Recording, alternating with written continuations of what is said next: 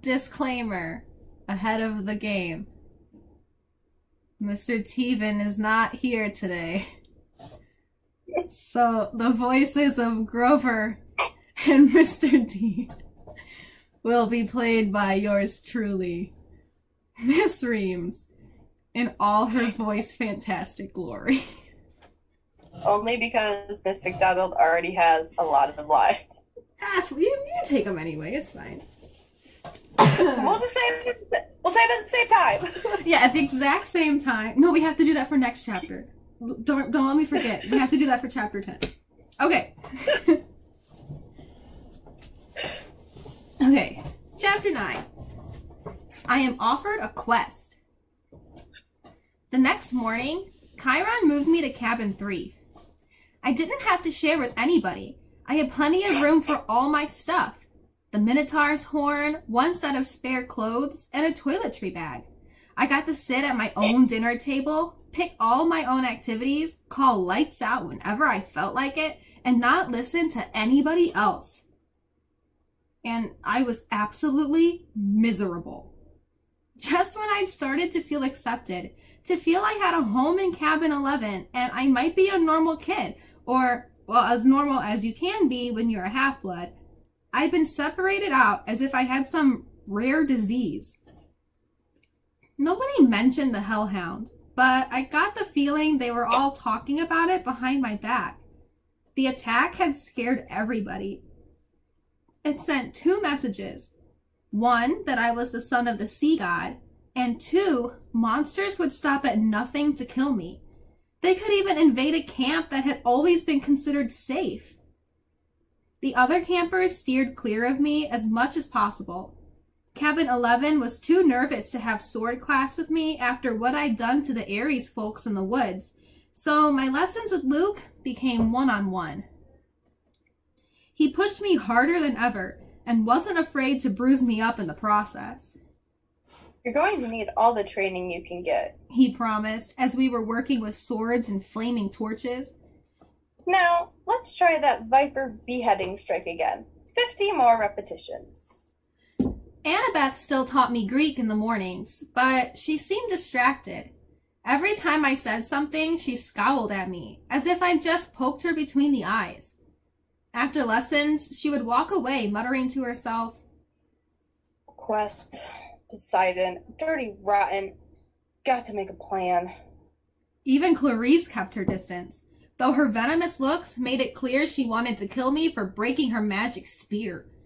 I wish she would just yell or punch me or something. I'd rather get into fights every day than be ignored. I knew somebody at camp resented me because one night I came into my cabin and found a mortal newspaper dropped inside the doorway, a copy of the New York Daily News, open to the Metro page. The article took me almost an hour to read because the angrier I got, the more the words floated around on the page. Boy and Mother Still Missing After Freak Car Accident by Eileen Smith. Sally Jackson and son Percy are still missing 1 week after their mysterious disappearance. The family's badly burned 78 Camaro was discovered last Saturday on a North Long Island road with the roof ripped off and the front axle broken. The car had flipped and skidded for several hundred feet before exploding. Mother and son had gone for a weekend vacation to Montauk, but left hastily under mysterious circumstances. Small traces of blood were found in the car and near the scene of the wreck, but there were no other signs of the missing Jacksons. Residents in the rural area reported seeing nothing unusual around the time of the accident. Miss Jackson's husband, Gabe Ugliano, claims that his stepson, Percy Jackson, is a troubled child who had been kicked out of numerous boarding schools and has expressed violent tendencies in the past. Police would not say whether Percy is a suspect in his mother's disappearance, but they have not ruled out foul play. Below are recent pictures of Sally Jackson and Percy. Police urge anyone with information to call the following toll-free Crime Stoppers hotline. The phone number was circled in black marker. I wadded up the paper and threw it away, then flopped down in my bunk bed in the middle of my empty cabin.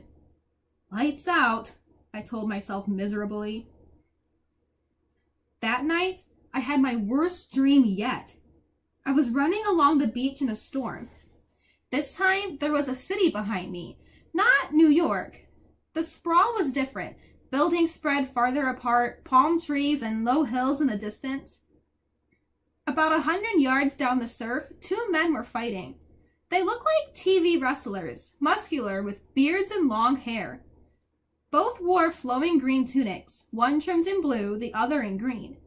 They grappled with each other, wrestled, kicked, and headbutted, and every time they connected, lightning flashed, the sky grew darker, and the wind rose. I had to stop them. I didn't know why, but the harder I ran, the more the wind blew me back, until I was running in place, my heels digging uselessly in the sand. Over the roar of the storm, I could hear the blue-robed one yelling at the green-robed one, "Give it back! Give it back!" like a kindergartner fighting over a toy. The waves got bigger, crashing into the beach, spraying me with salt. I yelled, "Stop it! Stop fighting!" The ground shook. Laughter came from somewhere under the earth, and a voice so deep and evil it turned my blood to ice. "Come down, little hero," the voice crooned. "Come down." The sand split beneath me, opening up a crevice straight down to the center of the earth. My feet slipped and darkness swallowed me. I woke up, sure I was falling. I was still in bed in cabin 3.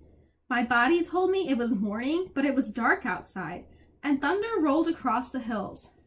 A storm was brewing. I hadn't dreamt that. I heard a clapping sound at the door, a hoof knocking on the threshold. "Come in?" Grover trotted inside, looking worried. "Mr. D wants to see you." Perfect. "Why?" "He wants to kill... I better let him tell you." Nervously, I got dressed and followed, sure that I was in huge trouble. For days, I had been half expecting a summons to the big house. Now that I was declared a son of Poseidon, one of the big 3 gods who weren't supposed to have kids, I figured it was a crime for me just to be alive. The other gods had probably been debating the best way to punish me for existing, and now Mr. D was ready to deliver their verdict. Over Long Island Sound, the sky looked like ink soup coming to a boil. A hazy curtain of rain was coming in our direction. I asked Grover if we needed an umbrella. "No," he said. "It never rains here unless we want it to." I pointed at the storm. "What the heck is that, then?" He glanced uneasily at the sky. "It'll pass around us. Bad weather always does." I realized he was right. In the week I'd been here, it had never even been overcast. The few rain clouds I'd seen had skirted right around the edges of the valley. But this storm, this one was huge. At the volleyball pit, the kids from Apollo's cabin were playing a morning game against the satyrs. Dionysus's twins were walking around in the strawberry fields, making the plants grow. Everybody was going about their normal business, but they looked tense. They kept their eyes on the storm. Grover and I walked up to the front porch of the big house. Dionysus sat at the pinnacle table in his tiger-striped Hawaiian shirt with his Diet Coke, just as he had on the first day. Chiron sat across the table in his fake wheelchair. They were playing against invisible opponents, 2 sets of cards hovering in the air. "Well, well," Mr. D said without looking up. "Our little celebrity." I waited. "Come closer," Mr. D said. "Don't expect me to know... What? Koto? Koto? What is that word? I don't know. "Come closer," Mr. D said. "Don't expect me to kowtow to you, mortal, just because old Barnacle Beard is your father." A net of lightning flashed across the clouds. Thunder shook the windows of the house. "Blah, blah, blah," Dionysus said. Chiron feigned interest in his pinnacle cards.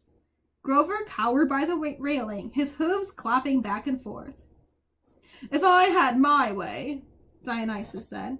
I would cause your molecules to erupt in flames. We'd sweep up the ashes and be done with a lot of trouble. But Chiron seems to feel this would be against my mission at this cursed camp, to keep you little brats safe from harm. Spontaneous combustion is a form of harm, Mr. D. Chiron put in. Nonsense, Dionysus said. Boy wouldn't feel a thing. Nevertheless, I've agreed to restrain myself. I'm thinking of turning you into a dolphin instead, sending you back to your father. Mr. D, Chiron warned. Oh, all right, Dionysus relented. There's one more option, but it's deadly foolish. Dionysus rose, and the invisible player's cards dropped to the table. I'm off to Olympus for the emergency meeting. If the boy is still here when I get back, I'll turn him into an Atlantic bottlenose. Do you understand? And Perseus Jackson, if you're at all smart, you'll see that that's a much more sensible choice than what Chiron feels you must do. Dionysus picked up a playing card, twisted it, and it became a plastic rectangle. A credit card? No, a security pass. He snapped his fingers. The air seemed to fold and bend around him. He became a hologram, then a wind, then he was gone, leaving only the smell of fresh, pressed grapes lingering behind. Chiron smiled at me, but he looked tired and strained. Sit, Percy, please. And Grover? We did. Chiron laid his cards on the table, a winning hand he hadn't gotten to use. Tell me, Percy, he said. What did you make of the hellhound? Just hearing the name made me shudder. Chiron probably wanted me to say, heck, it was nothing. I eat hellhounds for breakfast. But I didn't feel like lying. It scared me, I said. If you hadn't shot it, I'd be dead. You'll meet worse, Percy. Far worse before you're done. Done with what? Your quest, of course. Will you accept it? I glanced at Grover, who was crossing his fingers. Sir, I said, you haven't told me what it is yet. Chiron grimaced. Well, that's the hard part. The details. Thunder rumbled across the valley. The storm clouds had now reached the edge of the beach. As far as I could see, the sky and the sea were boiling together. Poseidon and Zeus, I said. They're fighting over something valuable. Something that was stolen, aren't they? Chiron and Grover exchanged looks. Chiron sat forward in his wheelchair. How'd you know that? My face felt hot. I wish I hadn't opened my big mouth. The weather since Christmas has been weird, like the sea and the sky are fighting. Then I talked to Annabeth, and she'd overheard something about a theft, and I've also been having these dreams. I knew it, Grover said. Hush, Satyr, Chiron ordered. But it's his quest! Grover's eyes were bright with excitement. It must be! Only the Oracle can determine. Chiron stroked his bristly beard. Nevertheless, Percy, you are correct. Your father and Zeus are having their worst quarrel in centuries. They're fighting over something valuable that was stolen. To be precise, a lightning bolt. I laughed nervously. Oh, what? Do not take this lightly, Chiron warned. I'm not talking about some tinfoil-covered zigzag you'd see in a second-grade play. I'm talking about a 2-foot-long cylinder of high-grade celestial bronze capped on both ends with god-level explosives. Oh! Zeus's master bolt. Chiron said, getting worked up now. The symbol of his power from which all other lightning bolts are patterned. The first weapon made by the Cyclops for the war against the Titans. The bolt that sheared the top of Mount Etna and hurled Kronos from his throne. The master bolt, which packs enough power to make mortal Hydrogen bombs look like firecrackers. And it's missing? Stolen. Chiron said. By who? By whom? Chiron corrected. Once a teacher, always a teacher. By you. My mouth fell open. At least. Chiron held up a hand. That's what Zeus thinks. During the winter solstice at the last council of the gods, Zeus and Poseidon had an argument. The usual nonsense. Mother Rhea always liked you best. Air disasters are more spectacular than sea disasters, etc. Afterwards, Zeus realized his master bolt was missing, taken from the throne room under his very nose. He immediately blamed Poseidon. Now a god cannot usurp another god's symbol of power directly. That is forbidden by the most ancient of divine laws. But Zeus believes your father convinced a human hero to take it. But I didn't... Patience and listen, child, Chiron said.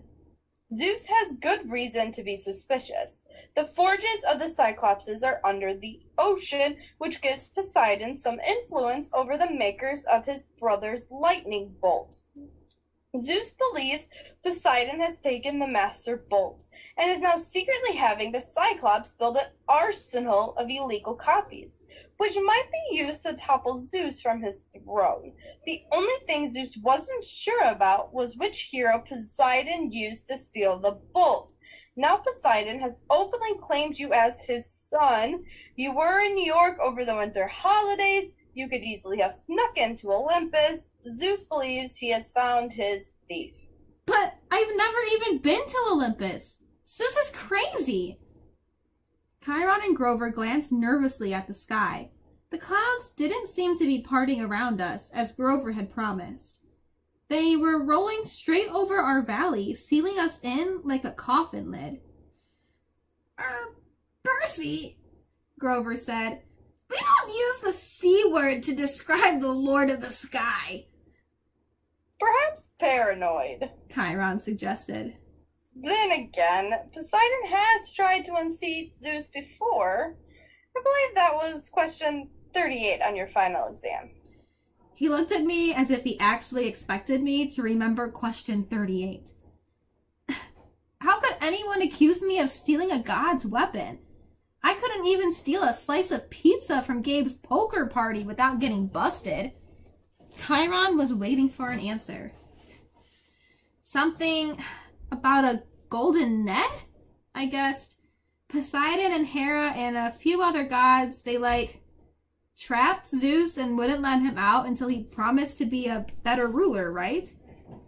Correct, Chiron said. And Zeus has never trusted Poseidon since. Of course, Poseidon denies stealing the master bolt. He took great offense at the accusation. The two have been arguing back and forth for months, threatening war, and now you've come along, the proverbial last straw. But I'm just a kid. Percy, Grover cut in. If you were Zeus and you already thought your brother was plotting to overthrow you, then your brother suddenly admitted he had broken the sacred oath he took after World War II, that he fathered a new mortal hero who might be used as a weapon against you. Wouldn't that put a twist in your toga? But I didn't do anything. Poseidon, my dad, he didn't really have this master bolt stolen, did he? Chiron sighed. Most thinking observers would agree that thievery is not Poseidon's style, but the sea god is too proud to try convincing Zeus of that. Zeus has demanded that Poseidon return the bolt by the summer solstice. That's June 21st, 10 days from now. Poseidon wants an apology for being called a thief by the same date. I hope that diplomacy might prevail, that Hera or Demeter or Hestia would make the two brothers see sense. But your arrival has inflamed Zeus's temper. Now neither god will back down unless someone intervenes. Unless the master bolt is found and returned to Zeus before the solstice, there will be war. And do you know what a full-fledged war would look like, Percy? Bad? I guessed. Imagine the world in chaos. Nature at war with itself. Olympians forced to choose sides between Zeus and Poseidon. Destruction, carnage, millions dead. Western civilization turned into a battleground so big it will make the Trojan War look like a water balloon fight. Bad, I repeated. And you, Percy Jackson, would be the first to feel Zeus's wrath. I'm not sure what I just called him. Let's try that again. And you, Percy Jackson, would be the first to feel Zeus's wrath. It started to rain. Volleyball players stopped their game and stared in stunned silence at the sky. I had brought the storm to Half-Blood Hill. Zeus was punishing the whole camp because of me. I was furious. So I have to find this stupid bolt, I said, and return it to Zeus. What better peace offering, Chiron said, than to have the son of Poseidon return Zeus's property? If Poseidon doesn't have it, where is the thing? I believe I know. Chiron's expression was grim. Part of prophecy I had years ago. Well, some of the lines make sense to me now, but before I can say more, you must officially take up the quest. You must seek the counsel of the oracle. Why can't you tell me where the bolt is beforehand? Because if I did, you would be too afraid to accept the challenge. I swallowed. Good reason. You agree then? I looked at Grover, who nodded encouragingly. Easy for him. I was the one Zeus wanted to kill. All right, I said. It's better than being turned into a dolphin. Then it's time you consulted the oracle, Chiron said. Go upstairs, Percy Jackson, to the attic.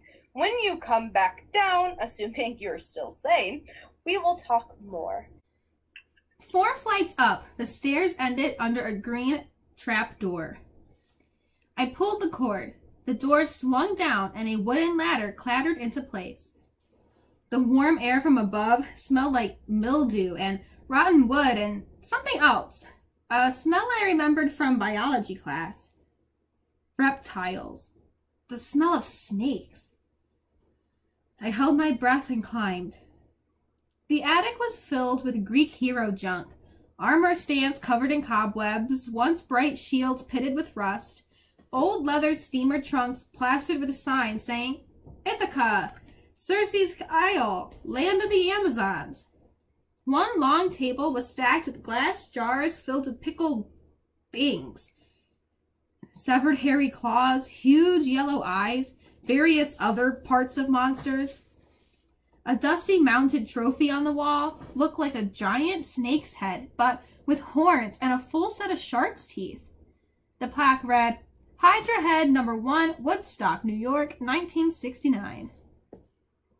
By the window, sitting on a wooden tripod stool, was the most gruesome memento of all. A mummy. Not the wrapped in cloth kind, but a human female body shriveled to a husk. She wore a tie-dyed sundress, lots of beaded necklaces, and a headband over long black hair. The skin of her face was thin and leathery over her skull, and her eyes were glassy white slits, as if the real eyes had been replaced by marbles. She'd been dead a long, long time. Looking at her sent chills up my back. And that was before she sat up on her stool and opened her mouth. A green mist poured from the mummy's mouth, coiling over the floor in thick tendrils, hissing like 20,000 snakes. I stumbled over myself, trying to get to the trap door, but it slammed shut. Inside my head, I heard a voice slithering into one ear and coiling around my brain. I am the spirit of Delphi, speaker of the prophecies of Phoebus Apollo, slayer of the mighty Python. Approach, seeker, and ask. I wanted to say, no thanks, wrong door, just looking for the bathroom. But I forced myself to take a deep breath. The mummy wasn't alive. She was some kind of gruesome receptacle for something else. the power that was now swirling around me in the green mist. But its presence didn't feel evil like my demonic math teacher, Mrs. Dodds, or the Minotaur. It felt more like the three fates I'd seen knitting the yarn outside the highway fruit stand.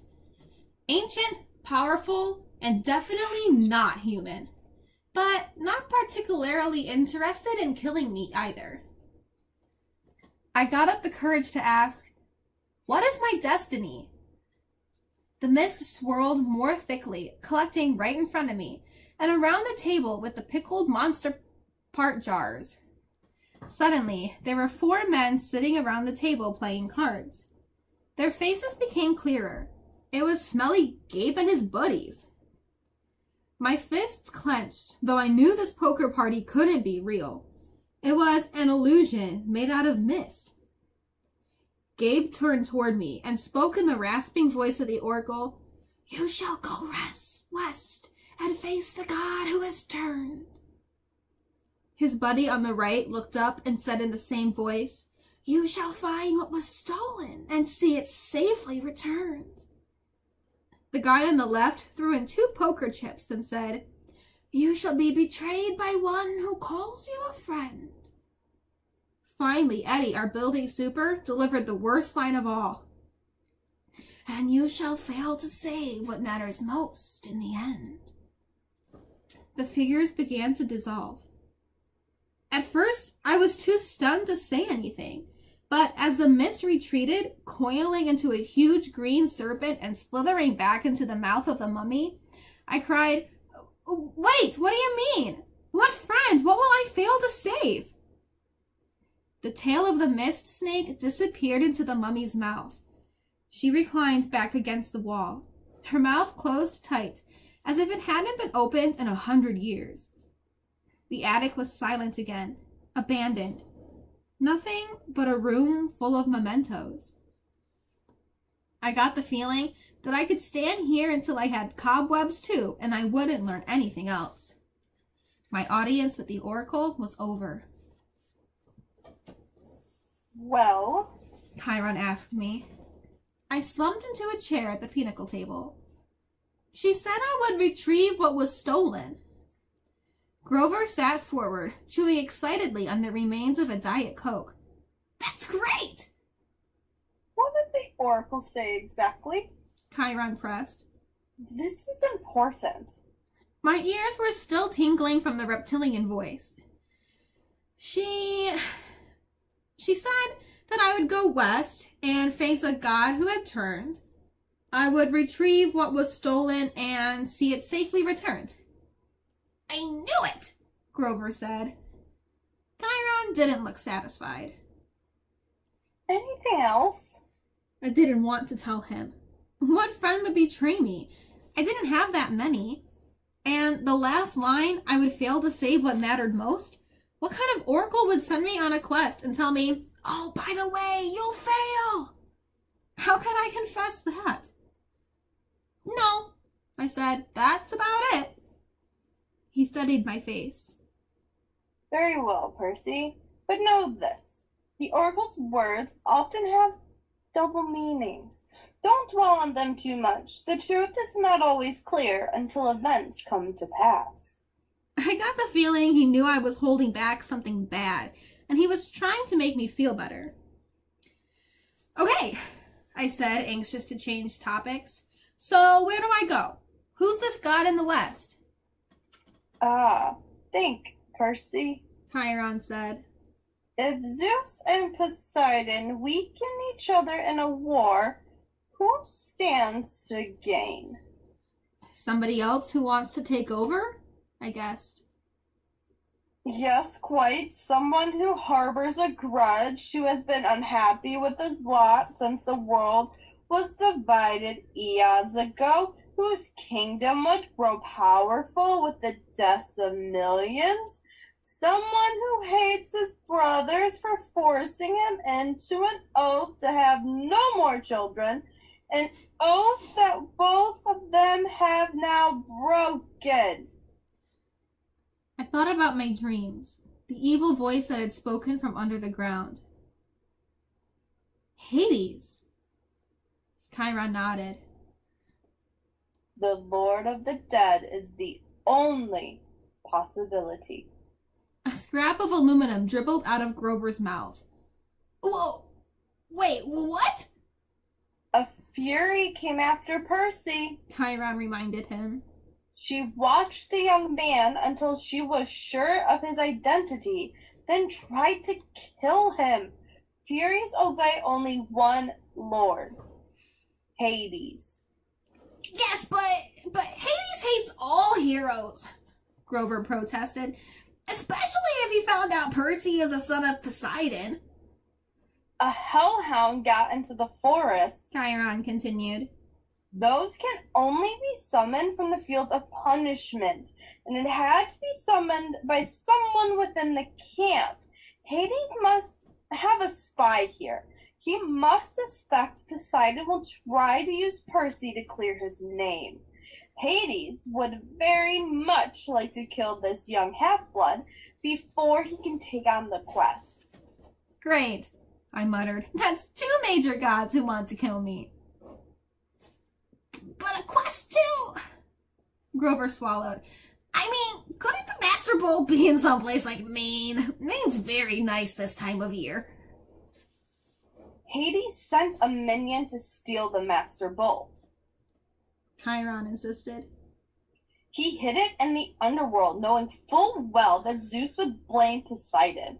I don't pretend to understand the Lord of the Dead's motives, or why he chose this time to start a war, but one thing is certain. Percy must go to the underworld, find the Master Bolt, and reveal the truth. A strange fire burned in my stomach. The weirdest thing was, it wasn't fear. It was anticipation. The desire for revenge. Hades had tried to kill me 3 times so far, with the Fury, the Minotaur, and the Hellhound. It was his fault my mother had disappeared in a flash of light. Now he was trying to frame me and my dad for a theft we hadn't committed. I was ready to take him on.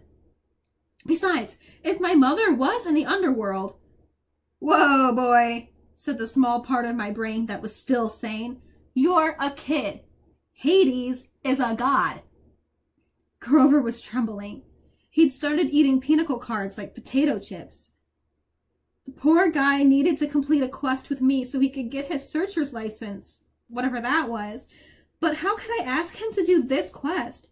Especially when the Oracle said I was destined to fail. This was suicide. Look, if we know it's Hades, I told Chiron, why can't we just tell the other gods? Zeus or Poseidon could go down to the underworld and bust some heads.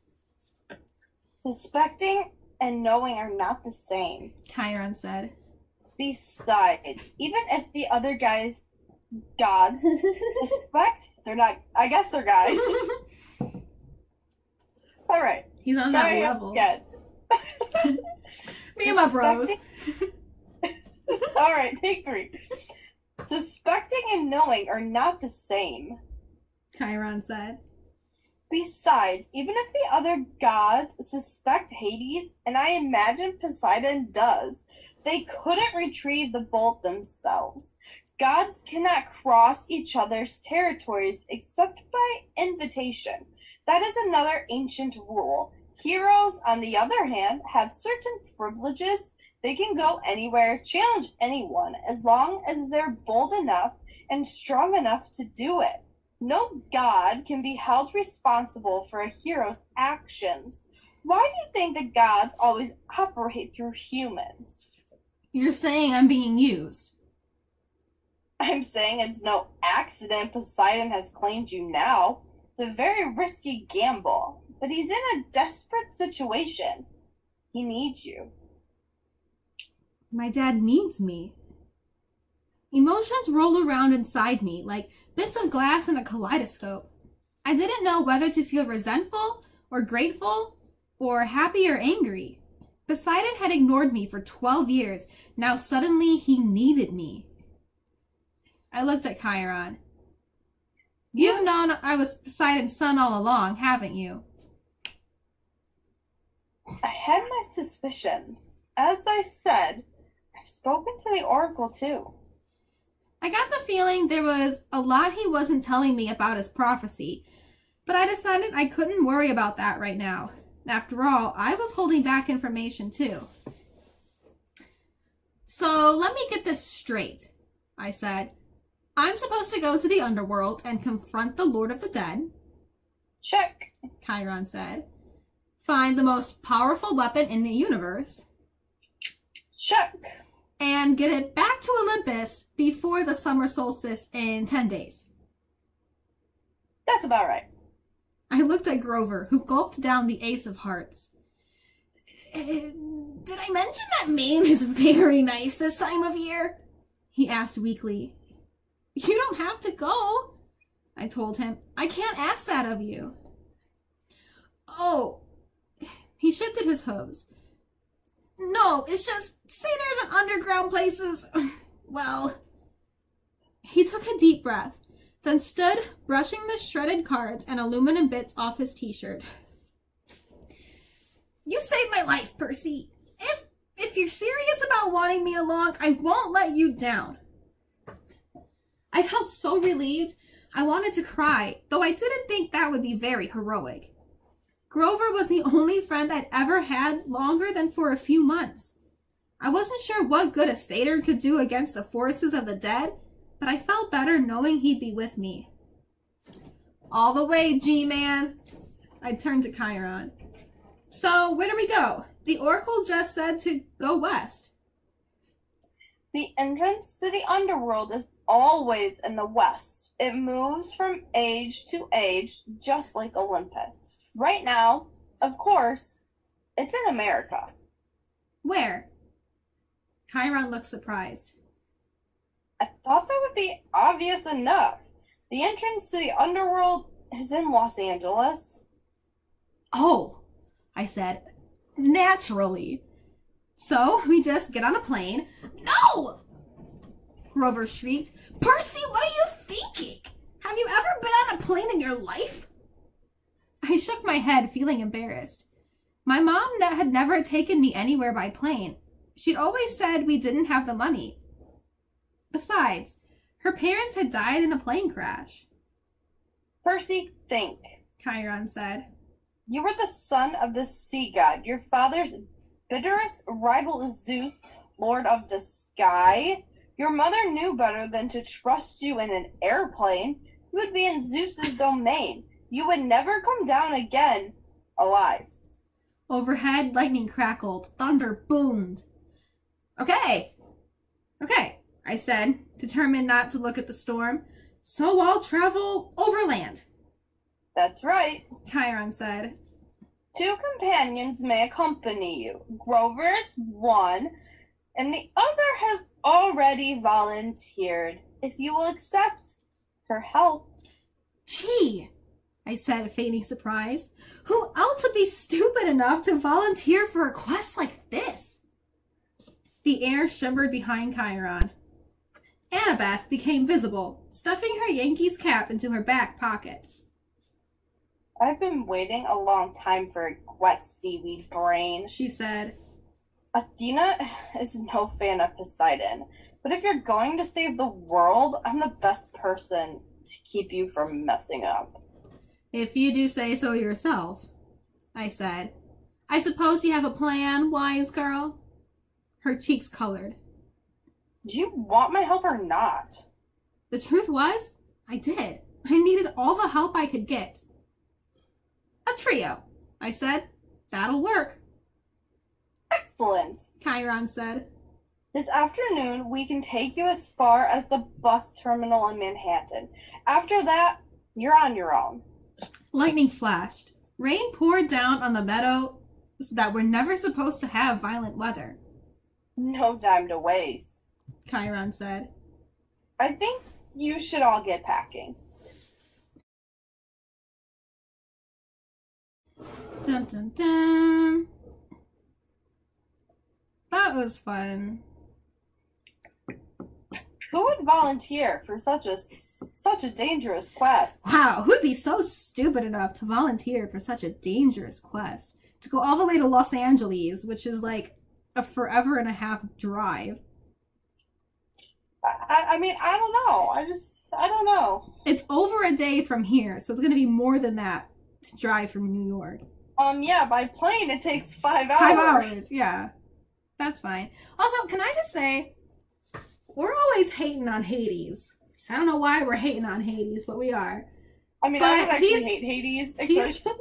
He's the only one of the big three who hasn't broken the rules. That's like, true. Everybody's all like, oh, Hades, he's the villain, he's the bad guy. But he's like, oh, there are rules? I'll follow these rules, I guess. Yeah, right. I'm not a part of this, but I guess I'll follow the rules. All right, well, it's between you two, but just to make it so that Mom likes me too. All right, yeah. I'll join in. Plus, every time I think of Hades, I just think of Hades from Hercules. Yeah, right? He's just funny.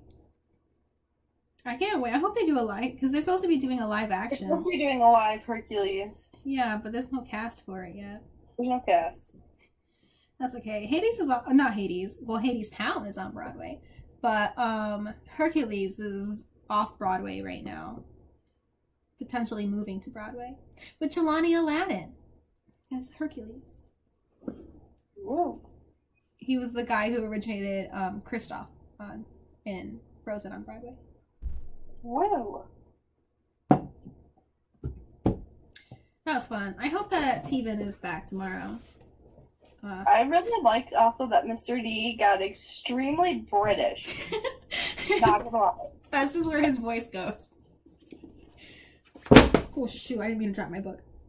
He became very, very British. The longer he talks, the more Mr. D becomes British. That's just kind of how it goes. That's exactly what you did.